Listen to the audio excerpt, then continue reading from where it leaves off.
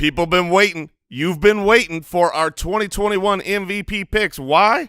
Maybe it's because last year we had Antonio Gibson, Kyler Murray, A.J. Brown. We plan to smash it out of the park. We bring our best friends from the industry on today's episode and give you our picks. Stay tuned. Check it out. Like the video, subscribe to the channel, turn on the bell. Enjoy this season. We are going to win some Foot Clan titles this year with you.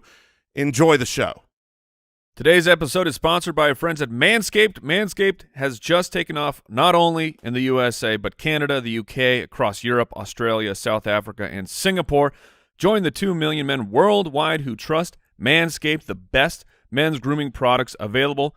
And at manscaped.com, you're going to get 20% off plus free shipping with the code FOOTBALLERS20. That's 20% off plus free shipping with the code FOOTBALLERS20. And Foot Clan, we know what you want this year, football, and not just a game or two. You want all of the games and you want them live, but you might not be able to get DirecTV where you live. Well, no problem. You can stream the 2021 NFL Sunday Ticket on all your favorite devices. No satellite required. It's like having front row seats to every live out-of-market game. You can even do the condensed 30-minute games. You can do the player tracker, follow 20 of your favorite players with the NFL Sunday Ticket.tv Max and University Premium package. It is absolutely awesome. Go online to NFLSundayTicket.tv/SundayReady now to see if you're eligible. Pro tip, use promo code BALLERS2021 at checkout to save 15%. Again, to see if you're eligible for NFL Sunday Ticket streaming package, go to NFLSundayTicket.tv/SundayReady and use the code BALLERS2021 to save 15% when you sign up.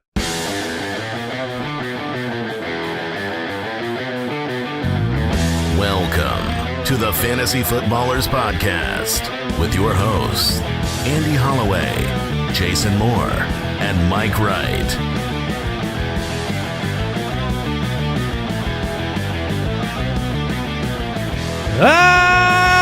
Welcome in.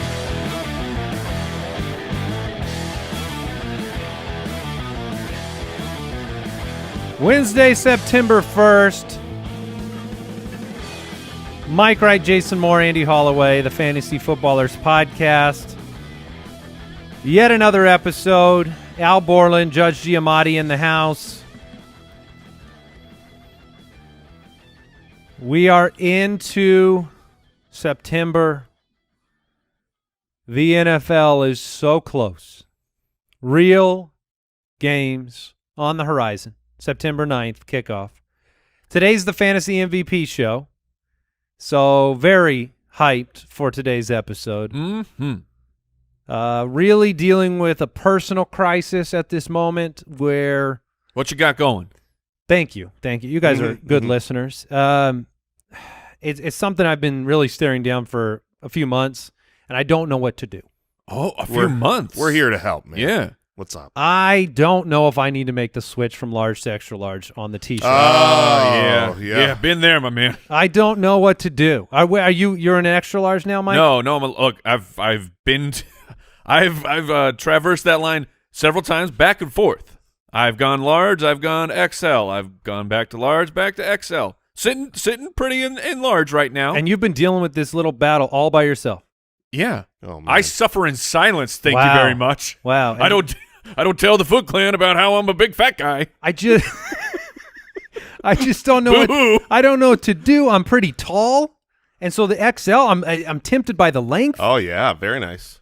But the large is just showing off a little too much of what's disproportionate about my upper half. But you're worried that the XL is going to be a little too poofy, too baggy. Yeah. Oh, I totally understand that struggle. The answer, just to be here for you, is go with the XL for comfort, and then work on filling that sucker out as quick as possible. Oh, okay. Then it's not too baggy. You're living a comfy life. Everything's good. Join me someday at that 2XL. So you're saying make the jump to XL, but then just commit to it. That's right. If you're going to do something, do it right.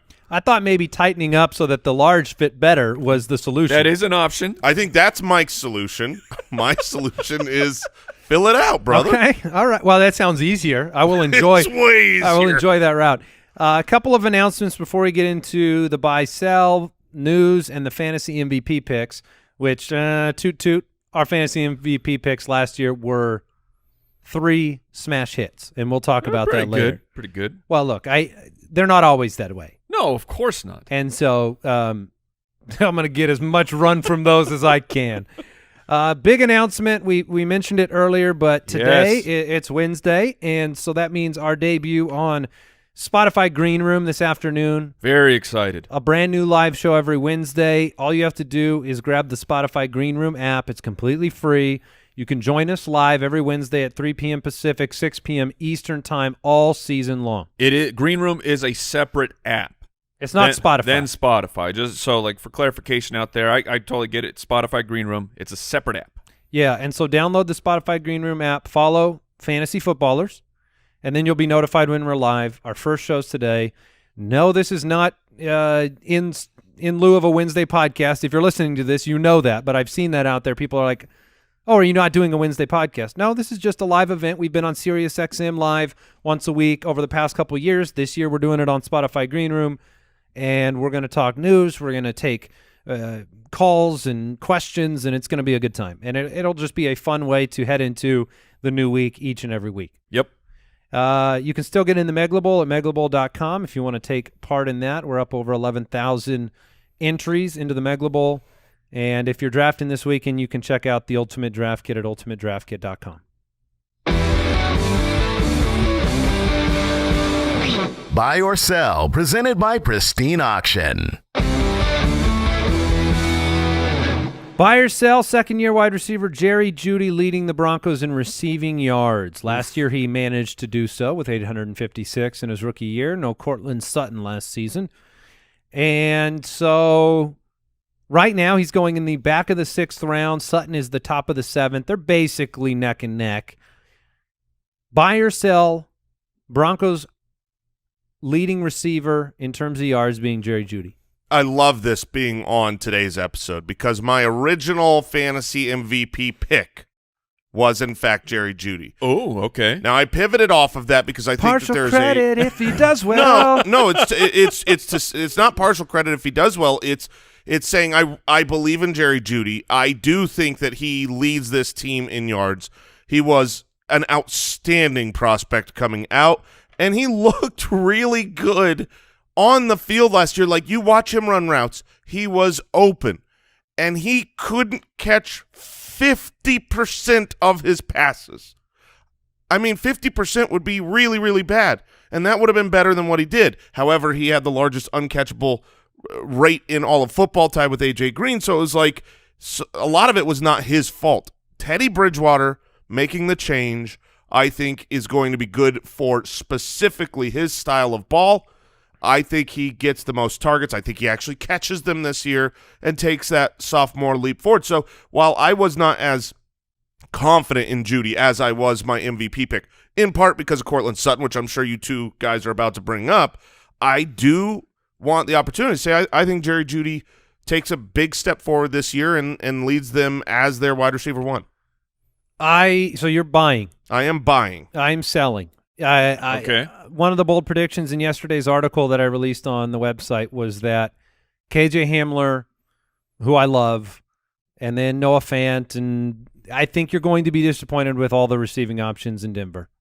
But even if you're disappointed, who leads them in Cortland yardage? Sutton leads them in yardage. Okay. Yeah. So it'll be close, but I'm going to go with Sutton. When it comes to the Broncos, this entire offseason, I've been uncomfortably sitting directly on a fence, and that's never comfortable. Look, uncomfortable because one leg is on each side. That's right? that. Yeah. Yes, that's it's up there. Yeah, it's invading my privacy. Yeah, and I sometimes I lean one way, sometimes I lean the other. Like, I'm with you with Jerry Jeudy. I think he's going to be a great player, but Cortland Sutton, a year off in football is like 5 years off in any other sport. You completely forget how good this player was, and Cortland Sutton had a true breakout season just a couple years ago, and then unfortunately had an ACL tear. So I get tugged back and forth.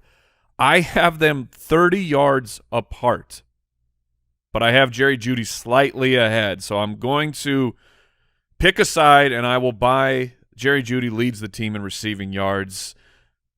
today. You know what this offense reminds. Don't talk to me tomorrow. You know what this offense reminds me of quite a bit, and it'll make complete sense. And it's the reason he's not my MVP pick, even though I think he's going to take a step forward and lead in yardage.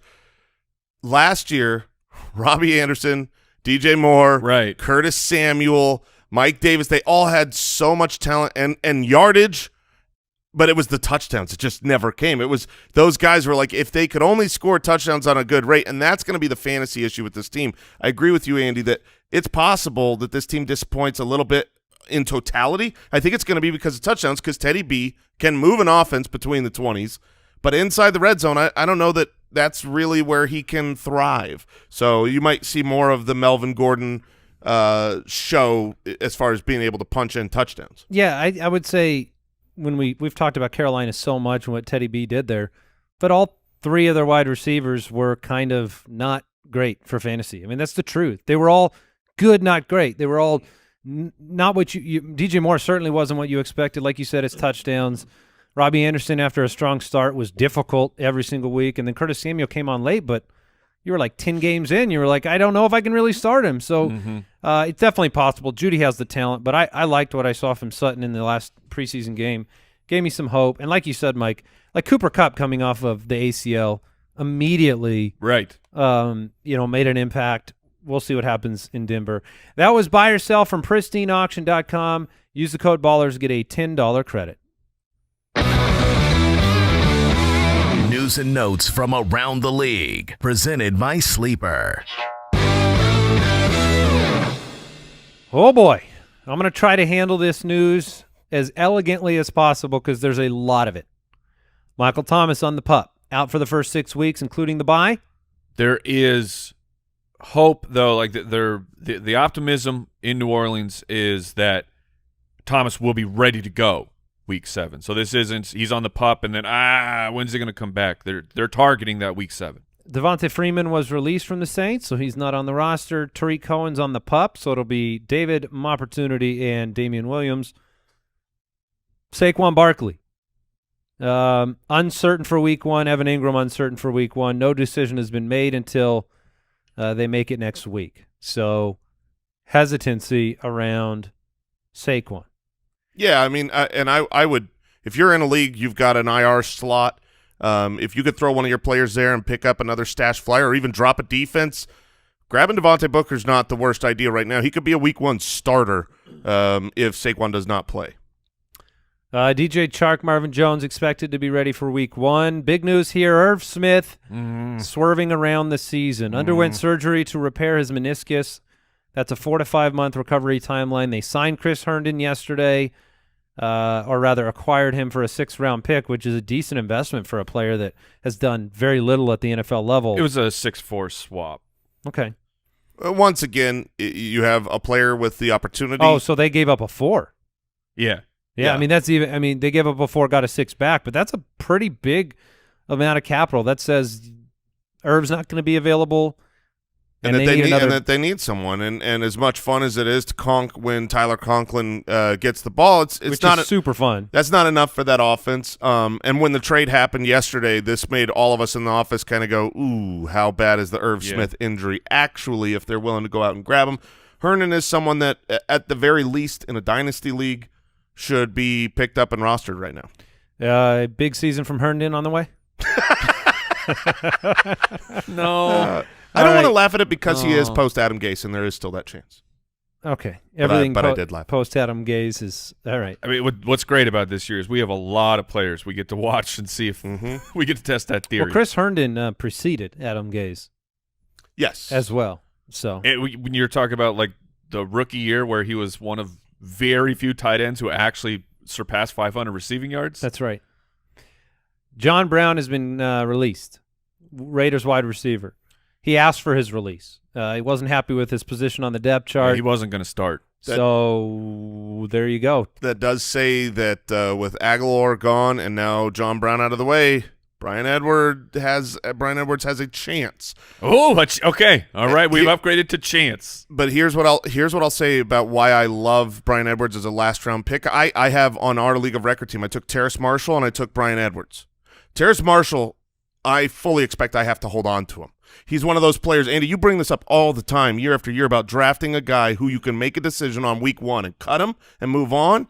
That's Bryan Edwards. He's not a rookie. Like, he's not going to slowly get worked in after 2 weeks or something, the way that Justin Jefferson was last year. Bryan Edwards comes out week 1, gets 8 or 9 targets, is involved, looks like a fantasy option, or see you later, you're off my roster. Yep.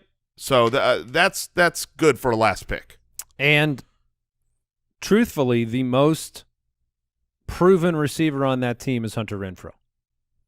Yeah. Yes. Just For- a low ceiling. Lots of productivity in his pass compared to both Ruggs and Edwards. So I'm just saying, in a full PPR league, you could glance his direction, especially with the question marks around Waller's health entering the year, which he's fine now, but you never know if those things can linger or he could get re-injured. Right.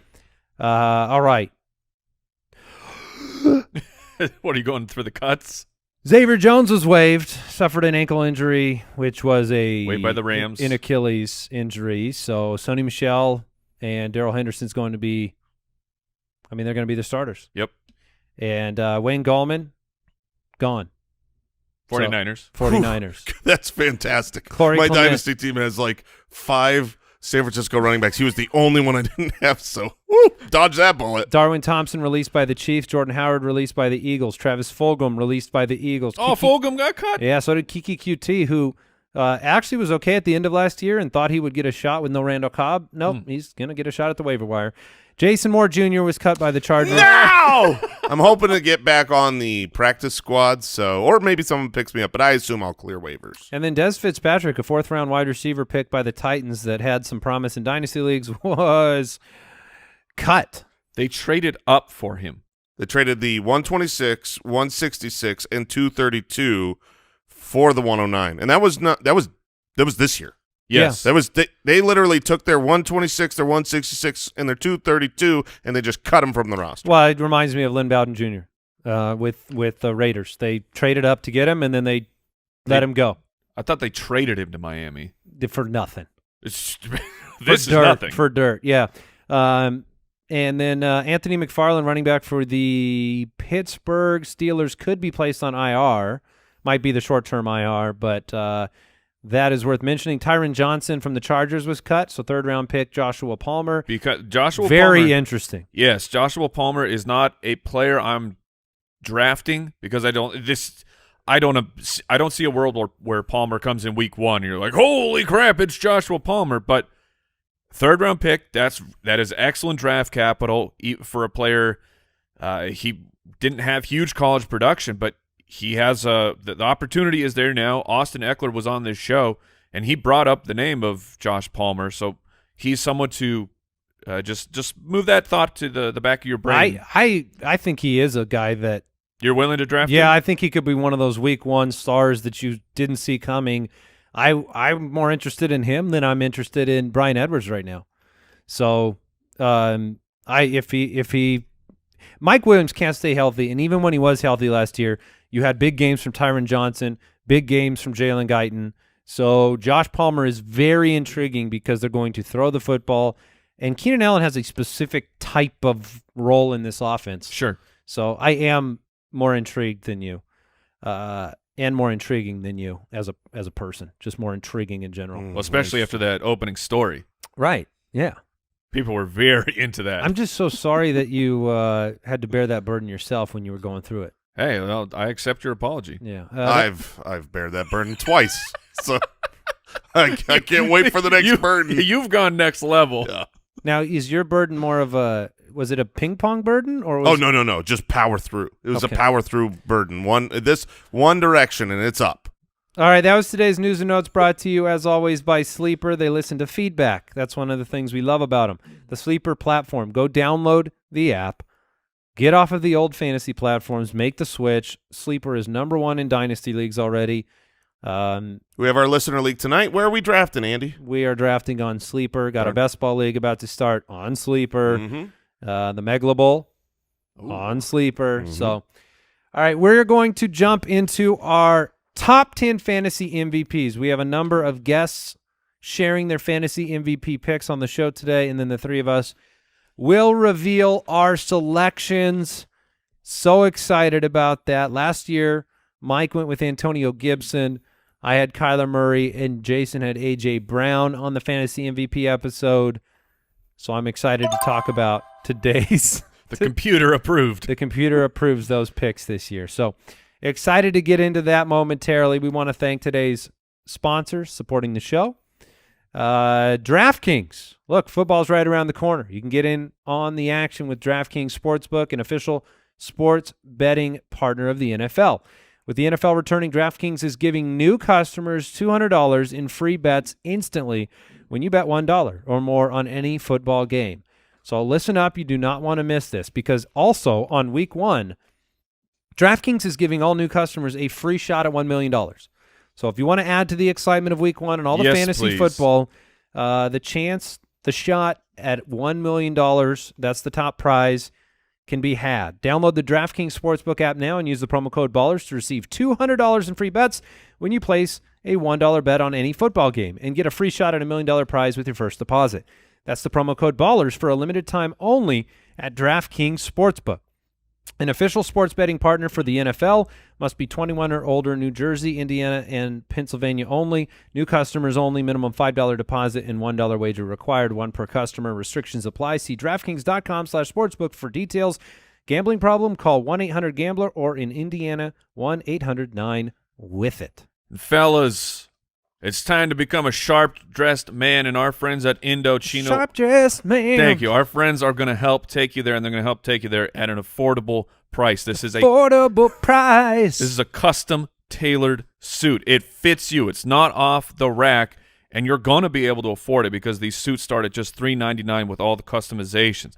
You can go down to the Indochino shop and they're going to measure you. It takes just a few minutes. A few minutes. You pick everything out, and sooner than you can imagine, a custom-tailored suit shows up at your door. I look smashing, ravishing. Intriguing. Oh, I thought you were going to sing now. Oh, sorry. Never. Mike looking hot. Ravishing is the word I went with, but ravishing. Look, I love my Indochino suit. Jason loves his Indochino suit. I'm telling you, if you've ever worn a suit that is off the rack, you have no idea what you are missing. And right now, Indochino, they are now open at select Nordstrom stores, giving you even more ways to get great fitting and personalized clothing. Find your nearest location at Indochino.com. And right now, you can get $50 off any purchase of $3.99 or more by using the code FOOTBALLERS at checkout. That's $50 off a purchase of $3.99 or more at INDOCHINO.com. Promo code FOOTBALLERS.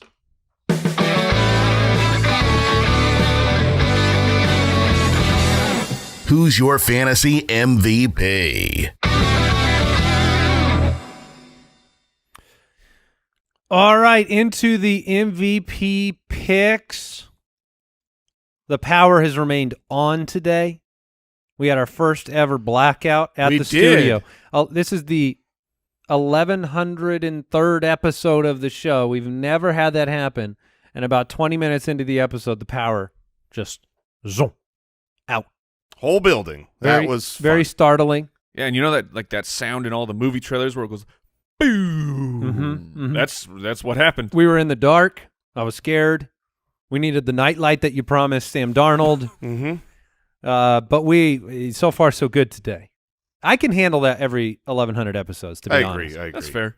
All right, so we will get it started with our friend and fantasy football analyst from Yahoo Fantasy, Liz Loza, with her MVP pick.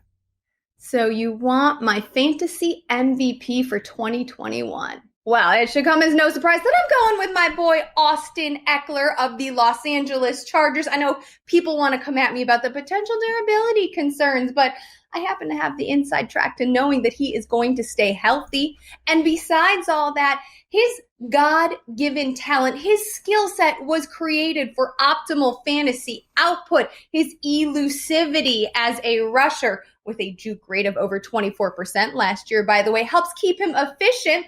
In 2020, he managed a YPC of 4.6. And then what about his prowess as a receiver with that amazing catch rate above 83%? He checks all the boxes. Here's another one. He's being paired with Joe Lombardi coming over from New Orleans. Now, there is a pass-catching running back in New Orleans that's done pretty well for fantasy managers. Lombardi, Eckler, Herbert equals lit. Whoa, man. Yeah. That is an impassioned Now, argument. The only question I have, because I'm very pro Eckler. Yes. The only question I have is, how do you have the inside track to know he's going to be healthy all year? Well, that's a psychic, and impressive work. But I was between two people originally for my MVP. One of them was Austin Eckler. I like the pick. I think that the floor is extraordinarily high for Austin Eckler. He has as high a floor as anyone out there. I do worry a little bit about his ceiling, having him on really kind of like, he insinuated he's not made for goal line work. He insinuated that coaches believe he's not. Right. But Players he did it play, with too coaches, much coaches. agreement with the coaches. I wanted to be like, yeah, coaches think this. They're wrong. And he was just like, yeah, some guys aren't made for it. Like, no, yes, you are. But yeah, I love Eckler for fantasy. In our league of record draft, which is a keeper league, so there are a lot of players that are already gone, the debate for the number 1, number 2, number 3 pick, it came down to Nick Chubb, Austin Eckler, and Najee Harris. I don't see any reason why Eckler in a half-point or full-point league can't outperform those other two guys. Like, Sure. He has top 5 potential in my mind. He could certainly be a fantasy MVP. He's being drafted kind of into the first round, early second round, with some hesitancy. So if the reception totals are Phillip Rivers-esque, which they were when he came back last year, the possibilities are endless for him. He just needs to stay healthy. Yeah, this MVP list is it's tough. I mean, these are some heavy hitters. There's a lot of second-round picks in this list, so you're going to have to hear the arguments and take your MVP. All right, let's turn to the good friend of the show, a good friend of the show, NFL analyst for CBS Sports, Jamie Eisenberg. Jamie Eisenberg here from CBS Sports. The fantasy MVP for the 2021 campaign will be Dolphins running back Myles Gaskin. Remember the joke Brian Flores played on us in the first preseason game when he made Malcolm Brown the starter and everybody panicked? Well, the joke's on you because it drove down the price of maybe the best running back in fantasy. Last year, if you take the 10 games that Myles Gaskin appeared in, take those numbers over 16 games because we all love the extrapolation game. But if you do that, Gaskin would have had over 800 rushing yards, over 600 receiving yards, and would have been in the same category as only one running back to do that, which is Alvin Kamara. Now, I don't know about you, but I hear a running back being associated in the same stratosphere as Alvin Kamara. I'm going to buy in. I don't think Malcolm Brown or Savon Ahmed are going to take Myles Gaskin off the field to the extent that's going to ruin him. I actually think he's going to have a tremendous season behind a very good offensive line with what could be a better quarterback situation if Tua Tagovailoa takes the next step. We know Gaskin's going to catch the ball in the backfield. He's going to be successful running the ball. He's going to be the best running back in fantasy. So buy in the 4th round. You'll be thrilled if you get him in the 5th round. But I love Myles Gaskin this season. He is my fantasy MVP. Well, those were bold words. That's spicy. Well, multiple times he said the best. Yes. So this wasn't equivocating. This wasn't maybe sneaks into the top 10. This was the ceiling is number 1 for Mr. Jamie Eisenberg. I don't think that's what he's insinuating. He said he's the best running back in fantasy. That What do you take was from the words. best? I heard them. I'm okay. Multiple times. I think it was a little hyperbolic there. I mean, Yes. obviously, I love Jamie. We disagree on Gaskin. If you've listened to this show, and when I say we, I mean myself and Jamie. I know I'm more down on Gaskin than you two gentlemen are. Gaskin was absolutely fantastic in the games played last year. Different offensive coordinator. Not so sure about the offensive line. I think that they did bring Malcolm Brown in to get some work. What did you think about what Jamie was talking about, the preseason usage? Because he's right. Like, I freaked out after that first preseason game because it wasn't that Malcolm Brown was just the guy. It was Myles Gaskin was still there and being worked in, but Malcolm Brown was getting the majority of the work, and then that completely got brushed to the side, and then it was the Myles Gaskin show. Yeah, I mean, I think the pendulum swung too far the other way in that next preseason game because it wasn't really entirely the Myles Gaskin show. It was a 3-player rotation. I certainly always have believed that Gaskin is going to be the leader of the rotation, but I don't think it'll be the same level of market share this year. I'm in on Myles at this point. I don't know if he can be the number 1 or number 2 guy, but Is top 10 possible? Yes. Oh, without question. Yeah. He just does too much for this team. He's involved in too many plays. Seems to have a nose for the end zone. Jamie brought up some of those end-of-year stats, and you look at this. Malcolm Brown lives to kind of torture you from a perspective of like, okay, they use him here, they use him there, but in the end, the gap of talent between Myles Gaskin and Malcolm Brown is immense, and the team is smart enough to use Gaskin the majority of the time, and he can score from 10, 15 yards out. He can score in the screen game. He can put up reception totals that should be top 10 in the league. I think if they use him as an every down guy, he's 200 pounds. Like, there's nobody in the NFL that can actually do that. That's the issue, is small sample extrapolation. Eckler can do that. Austin Eckler is the example. Yeah, he's like 205, right? That's exactly how I see the two of them. Is he's their Austin Eckler, and the way they used him, I have a trade offer out just now that got turned down for Myles Gaskin from this morning. And I will say I have mostly been in on Myles Gaskin, but after our League of Record draft forced my hand into a zero running back approach, and I had to take Malcolm Brown at the end of the draft, I'm out. I'm all in on Malcolm Brown, baby, for nice personal analysis. reasons. All right, let's turn to our friend and analyst on NFL Network's NFL Fantasy Live, Marcus Grant.